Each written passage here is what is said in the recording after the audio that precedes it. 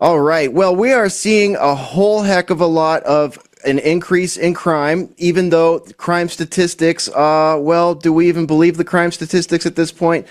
We've looked at this a lot and probably not. We're going to be talking with John Lott right now, founder of Crime Prevention Research Center, a research and educational organization conducting academic quality research on laws regulating the ownership or use of guns, crime, policing, and public safety. There's so much going on in this realm right now.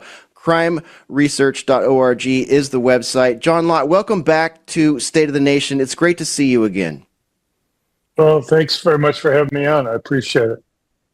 Yes, absolutely. I saw a story on your Twitter. I think that's why I was immediately like, I think I wanted to get this video for us, but we didn't. I saw it just before we came on, and it was about an Uber driver who had picked up a young woman intoxicated, and this person was an illegal immigrant and did sexual violence against her, and her father, saw on his Find My iPhone app where her location was, went and intervened.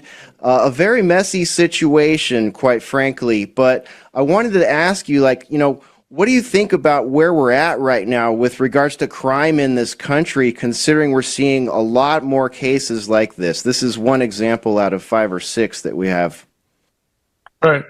Well, I think law enforcement broadly has collapsed in the United States.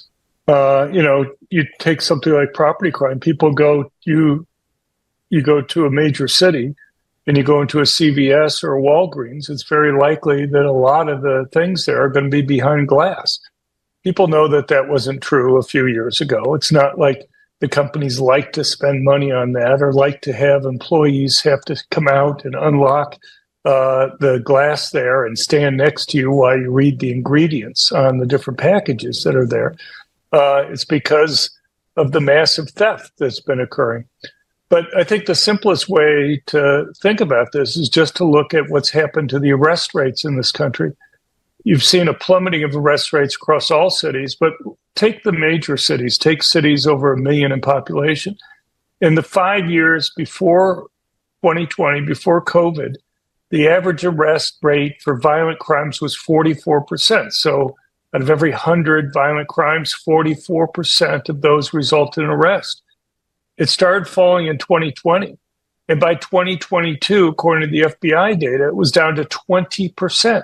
That's over a 50% drop from 44% to 20%. And you had an even much bigger drop in terms of property crimes. One way to think about this is the FBI data only looks at reported crimes, not total crimes. If you look at total crimes, what you find is that only 8% of violent crimes result in arrest, and only 1% of property crimes in those cities result in arrest. And not everybody who's arrested is charged, and not everybody who's charged ends up getting prosecuted or convicted. And so what you found is that it's basically riskless for criminals to go and commit crimes in these areas. And it's not surprising that you've seen a large increase in violent crime that's occurred at the same time that violent crime, that policing has collapsed. Yeah, California man just defended himself. I believe he was in his 70s. Oakland, if I recall. I don't have the story to hand, but I was looking at it yesterday. And it's like in California and some of these other states, if you defend yourself in your home, you're immediately arrested. That's like the one place that in most states you could expect to maybe not be arrested right off the bat for defending yourself in your home. But I mean, it seems to be trending in a very scary direction. It's almost like making people in states like California not want to even try to defend themselves unless they have that mindset of I'd rather be, judged by 12 than carried by 6. Right. Well, Michael we've Penny, seen who a was big trying to change stop in a gun violent control attack laws in this country. And what you see, for example, since COVID, we now have 29 constitutional carry states where you no longer need a permit to be able to go and carry. And one of the main reasons for that is that during COVID, at the same time that violent crime was increasing, you had over 20 states that shut down the process for issuing concealed carry permits. So people saw this big need to be able to go and defend themselves, and yet the permit process broke down and wasn't giving out permits. And so you had a lot of pressure in the state legislatures to say, look, if we have an emergency, we can't just make it so that people can't go and defend themselves. And so now we have about 22 million Americans that have concealed carry permits, but we have a lot more individuals who are legally carrying as a result of moving to constitutional carry in those states. Yes.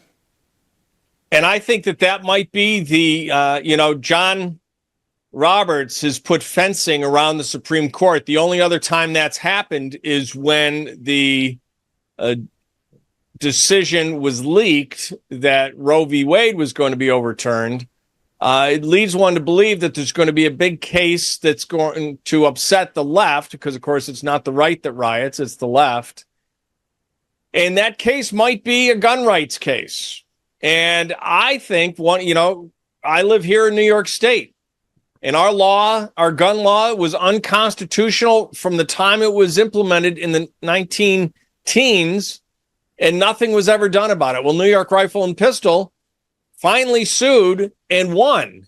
And Kathy Hochul, our then acting, now governor, doubled down.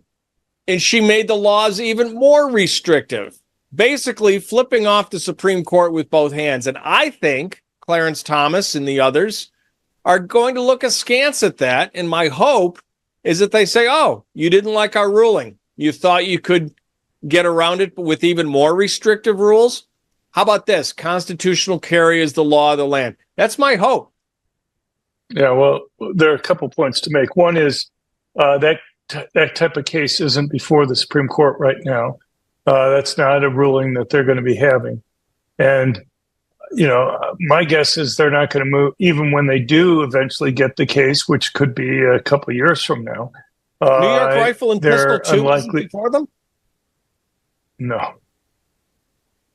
I mean, they haven't had oral arguments or anything on that.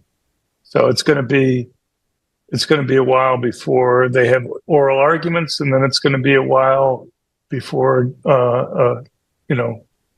they issue an opinion on it. So anyway, look, I mean, there are plenty of other controversial cases that are before the court. They could be coming out. They could explain what you're doing. I want to make one comment on the initial setup here, and that is one of the things that's just kind of amazed me is how the media is out there saying crime is falling, but people just don't realize that. And you see headline after headline like that. And what people don't seem to understand, maybe the media doesn't understand, is that there are two measures that we have of crime. We have the FBI data counting the number of reported crimes to police. But the problem is that we know that most crimes aren't reported to police. So about 42% of violent crimes are reported to police. About 32% of property crimes are reported to police.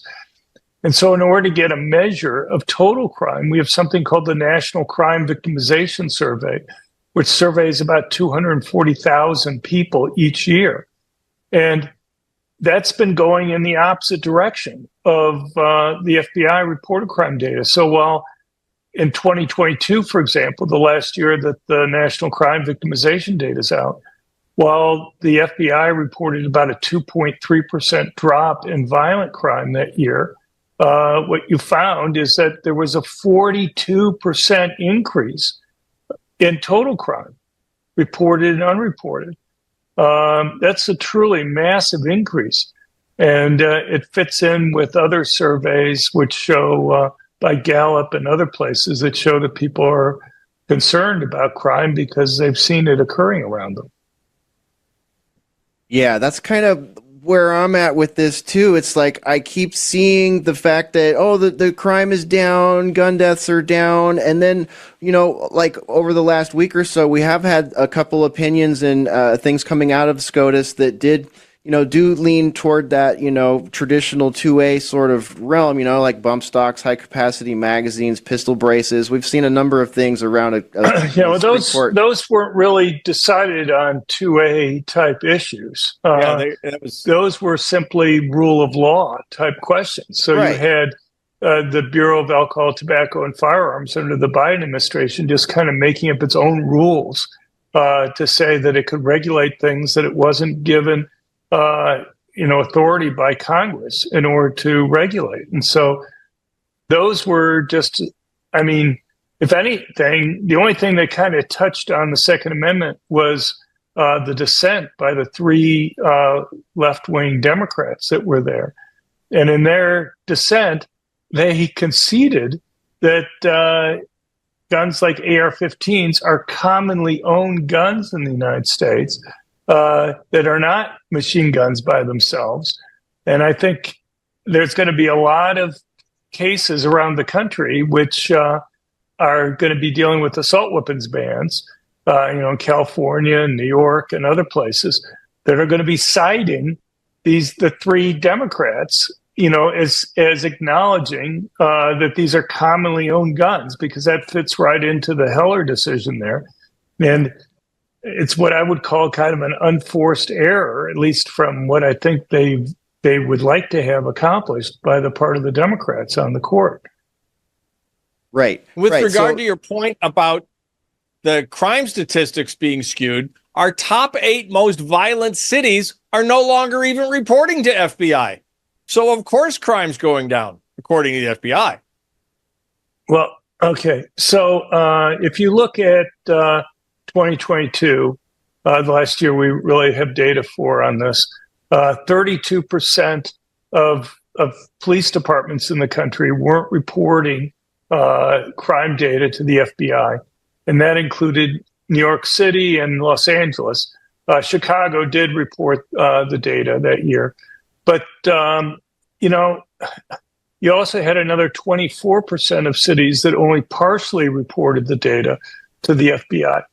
So, and that's very dramatically different from what it was, let's say, in 2020, when you had 97% of police departments report the data. Now, it's not like the data goes in as zero there. The FBI kind of guesses what they think the numbers are. I would argue, I think they do a pretty poor job, and that's maybe along the lines that you were just indicating.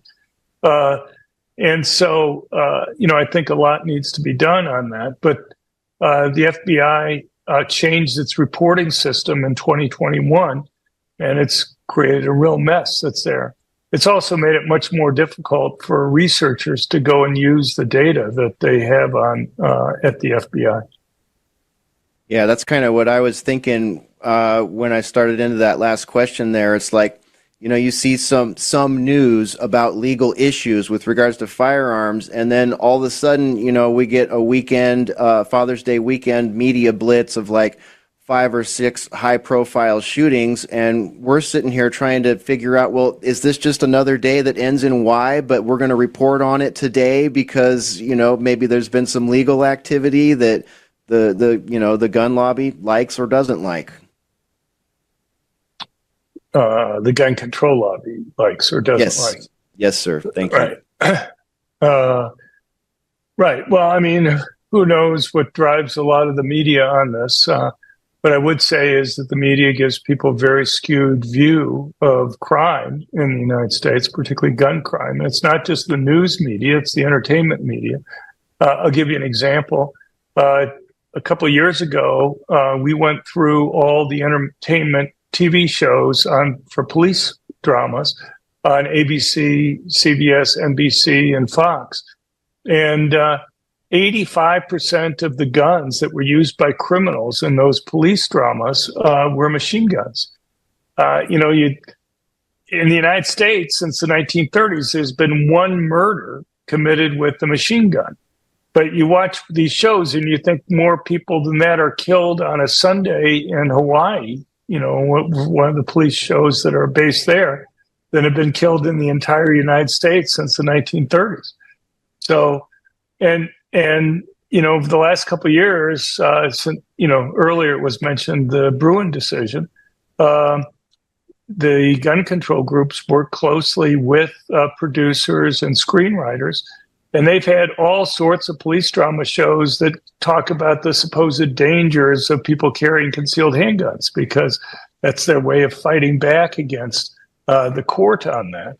And, so you watch any of the police dramas, and if they have a concealed carry permit holder, what they're going to have them shoot the wrong person, or they're going to get in the way of the police, or they're going to have the gun taken away from them and used against them. Something always goes wrong. The one exception has been Yellowstone, where they've actually, over the last couple of years, shown a couple defensive gun uses. Of course, as somebody who lives in Montana, I also mentioned that they have more murders in the average show of Yellowstone than occur in Montana over many years. So, but in any case, it gives people real misimpression in many ways on these things. So if you go through the active shooting database that the FBI John, I'm gonna have cases, to interrupt you right there. I'm sorry to do this, but we're just about out of time, and I want to make sure and get your website in here, crimeresearch.org, and at John R. L. Lott, Lottjr on Twitter. That is where you can follow John. John, thank you so much. I'm sorry we're out of time. We'll have to have you back on again real soon. Well, thanks for having me on. I appreciate it. Thanks for being with us on State of the Nation. Stay tuned. This is TNT.